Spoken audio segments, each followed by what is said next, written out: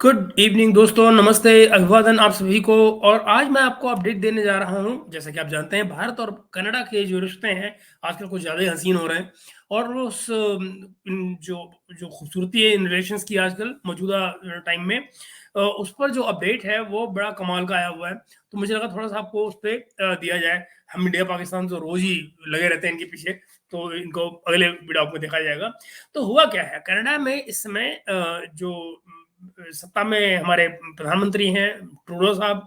आपको याद होगा वो पहले भी हमारे यहाँ आ चुके हैं, बॉलीवुड के नाच वाच कपड़े पहन के उनके नाच चुके हैं। फिर वो धकियाया गया उनको हमारे यहाँ, आपने देखा होगा पीएम हाउस में, जब उनको अपॉइंटमेंट नहीं दी गई थी शुरू में। बाद में G20 में आए तो वहां पे भी फिर कलेश पड़ा। और वो जब कलेश पड़ा तो वो जब वापस गए वहां पर अपने मुल्क में, वहां जाके उन्होंने क्या गुल खिलाए, हम उस पर आज बात ब्रीफली करेंगे। लेकिन असल में हम बात करेंगे उसके बाद जो कुछ हुआ और उसके जो पॉलिटिकल असरात आ रहे हैं और उनका जो अपोजिशन वहां पर बन रहा है उसका क्या हाल है। तो वहां पर जो उनकी अपोजिशन के लीडर हैं, कंजर्वेटिव पार्टी है जो अपोजिशन में है मेन, और उसके जो लीडर हैं वो है पिया पोलिवियर। तो पिया पोलिवियर जो है जनाब, ये एक्चुअली इनका सरनेम जो है फ्रेंच है, और फ्रेंच की प्रोनाउंसिएशन में मैं बेहद बेहद गरीब हूँ। मुझे वो फ्रेंच की प्रोनाउंसिएशन में हमेशा मुश्किलें होती हैं। तो मैं फर्स्ट नेम का तो प्रोनाउंसिएशन जानता हूँ, ये पिया है। लेकिन ये जो दूसरा इनका सरनेम जो है वो आपको नजर आ जाएगा उसमें थंबनेल में, वो है पोइलिवर। पोइलिवर मेरा ख्याल से इसको ऐसे ही बोलेंगे फ्रेंच में। बट फ्रेंच इसलिए कि कन्नड़ में भी आप जानते होंगे फ्रेंच उनकी वन ऑफ द लैंग्वेजेस है मेन। तो ये सिलसिला है। खैर, ये पोलिवियर जो है ये उनके अपोजिशन के लीडर हैं कंजर्वेटिव पार्टी के। और वो उन्होंने जस्टिन ट्रूडो के मौजूदा जो उनका बिहेवियर रहा है, खासकर भारत के साथ जिनको रिश्ते खराब करने में जो उनका रोल रहा है, उसको उन्होंने कहा है ट्रूडो साहब को इनकॉम्पिटेंट, अनप्रोफेशनल का उन्होंने उसको विशेषण दिए हैं उनको। इससे आगे उन्होंने बोलते हुए ये कहा है कि Trudeau is not worth the price of strained relations with India. Bharat के साथ जो संबंध खराब किए गए हैं, इस कीमत पर ट्रूडो वर्थ नहीं है। ट्रूडो इज नॉट वैल्यूएबल, इससे ज्यादा वैल्यूएबल नहीं है कि जो भारत का संबंध है वो ज्यादा महत्वपूर्ण है। जो ट्रूडो की अपनी माँ का जो महत्व है वो उससे कम है। उनका मायने ये है, स्पेशली जबकि वो 8 साल से प्रधानमंत्री बने रहे हैं वहां के ट्रूडो साहब। वो आगे इस बारे में और बोलते हुए कहते हैं अपने यहाँ कि हमको भारत से प्रोफेशनल रिश्तों की ज़रूरत है। भारत दुनिया की सबसे बड़ी डेमोक्रेसी है। और ये बिल्कुल सही है। और आगे बोलते हुए कह रहे हैं कि ये ठीक है कि हमारे बीच डिसएग्रीमेंट्स हो सकते हैं, असहमतियां हो सकती हैं, हम ये भी हो सकता है कि एक दूसरे को अकाउंटेबल होल्ड करें। लेकिन लेकिन ये जो हमारे रिश्ते हैं वो डेफिनेटली प्रोफेशनल बने रहने चाहिए। हमारे रिश्तों को प्रोफेशनली बने रहना चाहिए, उनमें गिरावट नहीं आनी चाहिए किसी तरह की। ये उनका कहना है। उन्होंने ये भी कहा कि मैं भारत के साथ जो कनाडा के रिश्ते हैं उनको रिस्टोर करूंगा जैसे ही कंट्री का प्राइम मिनिस्टर बनूंगा। मैं इस पर आगे आऊंगा। इस व्लॉग के आखिर में मैं आपको बताऊंगा कि उनकी प्राइम मिनिस्टर बनने की क्या संभावनाएं हैं। एक्चुअली ज्यादा है, ट्रूडो के मुकाबले में उनकी संभावनाएं इस समय पर ज्यादा है प्राइम मिनिस्टर बनने की। तो मैं हम लोग उसको व्लॉग के आखिर में उस पर बात करेंगे, सर्वे जो आया उसके ऊपर। तो वो कह रहे हैं कि जैसे ही मैं प्रधानमंत्री बनूंगा तो भारत के साथ जो रिश्ते हैं उनको रिस्टोर करूंगा। पुलिवर साहब आगे बोलते हुए कहते हैं कि ये उन्होंने बोला है नमस्ते रेडियो टोरंटो को इंटरव्यू देते हुए। नमस्ते रेडियो टोरंटो वहां का रेडियो स्टेशन है जहां पर उन्होंने ये इंटरव्यू दिया है और जहां पर उन्होंने ये बात कही है। आगे इस पर बोलते हुए मित्रों उन्होंने हमारे जो ये पोलिवर साहब हैं, ये आगे बोलते हुए कहते हैं, मैं थोड़ा सा जब अपने नोट्स को सुधार लूँ नहीं तो इससे पहले गड़बड़ हो जाए। ये लीजिए, मिल गया मुझे। हाँ, वो कहते हैं कि अ, जी, वो कहते हैं कि जो ये 41 जब उनसे पूछा गया कि ये जो 41 डिप्लोमेट्स को भारत से निकाला गया है, इसमें उनकी क्या प्रतिक्रिया है, तो उनका कहना था कि इसमें पूरी तरह जो गलती है वो ट्रूडो की है। उन्होंने कहा कि ये बिल्कुल इनकॉम्पिटेंट और अनप्रोफेशनल आदमी है। और कनाडा को उन्होंने मेजर डिस्प्यूट्स में डाल रखा है, लगभग दुनिया के हर बड़ी पावर के साथ में, और जिसमें भारत शामिल है। ऐसा उनका कहना था कि इंक्लूडिंग इंडिया, दुनिया की हर बड़ी ताकत के साथ में उसने कनाडा के जो रिश्ते हैं वो खराब कर रखे हैं, मेजर डिस्प्यूट्स में डाल रखा है। मैं इस बारे में आपको एक जानकारी और दे दूँ जो जो इस एक्चुअली इस विला का पार्ट नहीं है, लेकिन उसके बिना मैं उसको अधूरा मानूँगा अगर मैं ये जानकारी आपको नहीं दूँगा।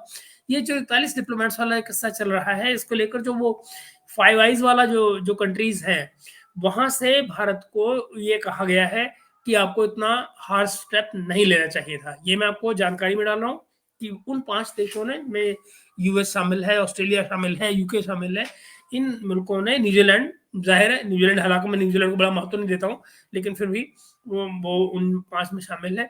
इन लोगों ने ये बात ज़रूर कही है पिछले दिनों में, इस हफ्ते में कि भारत को ये इतना स्ट्रॉन्ग स्टेप 41 डिप्लोमेट्स को निकालने का नहीं लेना चाहिए था। ओके, तो ये मुझे एक अपडेट उसमें बीच में ऐड करना था जो मैंने आपको बताया। इस इसके आगे बोलिविया साहब बोलते हुए कहते हैं, खासकर जब उनसे पूछा गया कनाडा में जो हिंदू मंदिरों पर जो हमले हो रहे हैं उनको लेकर, तो उस पर उन्होंने कहा कि मुझे लगता है कि तमाम जो इंडिविजुअल्स हैं जो इन हमलों में शामिल हैं, जो किसी भी तरह से हिंदू मंदिरों की प्रॉपर्टी को नुकसान पहुंचा रहे हैं, उन पर क्रिमिनल चार्जेस लगने चाहिए। ठीक वैसे ही जैसे किसी और क्राइम को करने पर उनके ऊपर चार्जेस लगते हैं। उन्होंने आगे इस पर कहा कि मैं जो हिंदू मंदिरों पर जो हमले हैं, उनकी न सिर्फ निंदा करता हूँ, बल्कि उन तमाम हिंदू लीडर्स के खिलाफ जो माहौल बनाया जा रहा है, और उसके अलावा उन्होंने कहा कि जो भारतीय डिप्लोमेट हैं, उनके अगेंस्ट जो माहौल बनाया जा रहा है, इसको मैं टोटली अनएक्सेप्टेबल पाता हूँ और मैं इसका विरोध करता रहूँगा। ये बात उन्होंने कही। आगे देखिए, अब मैं आपको बताता हूँ कि हुआ क्या है अगस्त में एक ब्रिटिश कोलंबिया में हिंदू टेम्पल पर हमला किया गया था दोस्त, और जिसमें फिर खालिस्तानी जो रेफरेंडम के जो पोस्टर्स हैं, वो उसके मेन डोर पर लगाए गए थे। ये अपने आप में कनाडा में इस साल होने वाला तीसरा ऐसा वैंडलिज्म का उदाहरण था, जहाँ पर मंदिरों पर हमला किया गया। ये तीसरा इस तरह का हमला था, और ये बात कब की है? अगस्त की। अब हम खड़े हैं यहाँ पर अक्टूबर के आखिर में लगभग। तो आगे आप देखें कि ये जो हमारे डिप्लोमेटिक टाइज़ हैं, ज़ाहिर है, वो जिसका मैंने कोई इशारा भी किया, डिप्लोमेटिक टाइज़ हमारे जो भी खराब हुए कनाडा से, उनके पीछे जो कारण था, वो था ट्रूडो का ये क्लेम करना कि जो हरदीप सिंह निज्जर को मारा गया, एक बीसी यानी जो अपना ब्रिटिश कोलंबिया में गुरुद्वारे के बाहर जो नामालूम अफराद ने गोली मारी उसको, खालिस्तानी जो टेररिस्ट था हरदीप सिंह निज्जर, उसके मर्डर में का जो लिंक है वो उन्होंने भारत की सरकार के साथ किया, जैसे कि भारत की के एजेंट्स ने उसको मारा हो या मरवाया हो, भारत ने मरवाया हो बेसिकली, ऐसा उनका इशारा था, कहना था।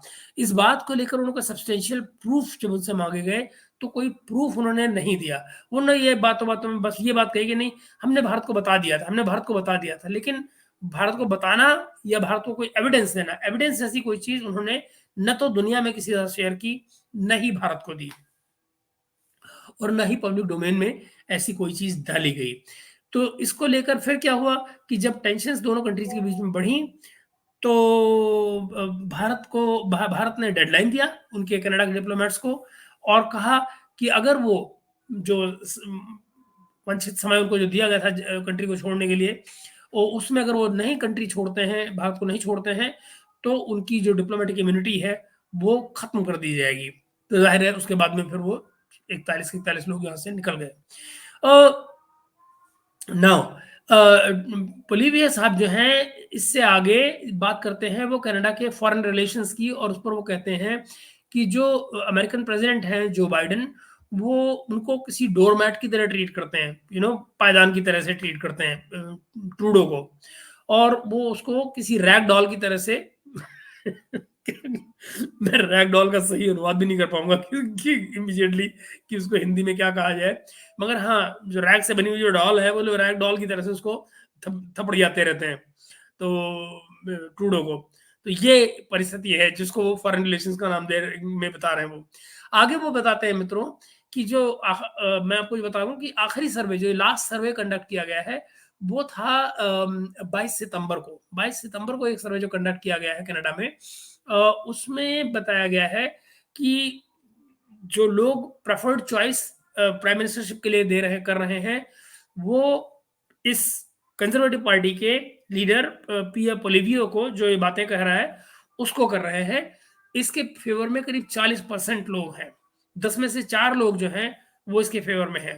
बेसिकली 40%, 40% लोग इनके साथ में हैं और इसके ट्रूडो साहब जो हैं, वो 31% पर अटक गए हैं। तो ये है वो खेल, जो जो इस समय पॉपुलैरिटी का जो डिफरेंस आया हुआ है। और ये जो 9% का डिफरेंस है दोस्त, ये काफ़ी बड़ा डिफरेंस है, अच्छा खासा डिफरेंस है ये। ये पोल इप्सोस नाम की एक जो सर्वे कंपनी है उसने कंडक्ट किया था, जिसके सीईओ जो हैं वो है डैरल ब्रेकर। तो डैरल ब्रेकर साहब ने कहा था कि ये जो गैप है 31 और 40 का जो गैप है, इससे पता ये लगता है कि कंजर्वेटिव पार्टी जो है वो मेजोरिटी गवर्नमेंट अपनी बना लेगी, अगर आज इलेक्शन होते हैं। अगर आज की तारीख में इलेक्शन होते हैं तो कंजर्वेटिव पार्टी मेजोरिटी गवर्नमेंट खुद बना लेगी अपनी, उनको किसी कोलिजन की जरूरत नहीं पड़ेगी। जैसे कि ट्रूडो का है, ट्रूडो को आपको याद होगा, खालिस्तानियों की उन्होंने समर्थन ले रखा है, 10 सीटें उनकी हैं, जिसके बेसिस पे उन्होंने सरकार चला रखी है 10 सीटों के बेस पे।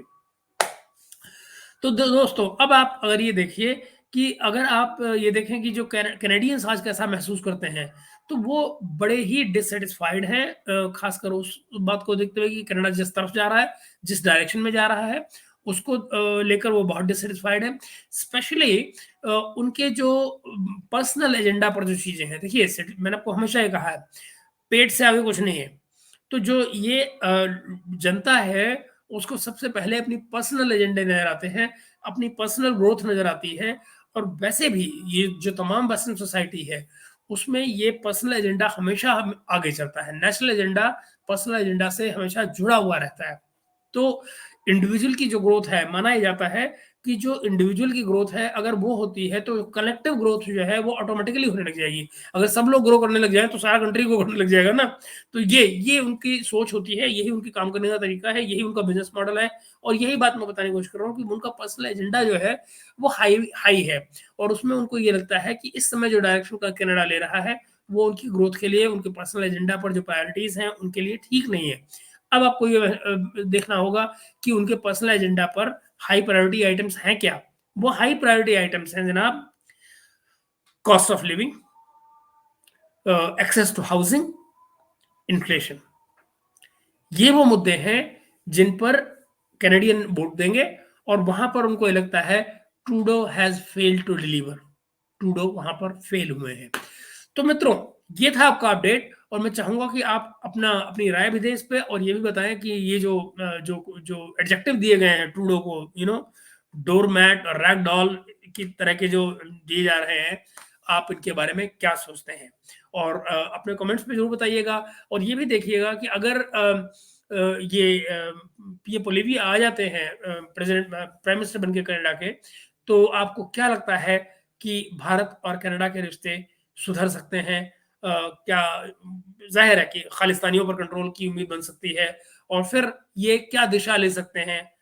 इस पर अपनी राय जरूर दीजिएगा कमेंट्स पर। अभी के लिए मित्रों इतना ही आज के व्लॉग के लिए। और मैं उम्मीद करूंगा आपसे कि आप सब्सक्राइब करें चैनल को, लाइक करें और हम लोग मिलते हैं अगले व्लॉग में। तब तक के लिए आप लोगों से लेता हूं मैं विदा। मिलते हैं कल सुबह। Bye bye for now.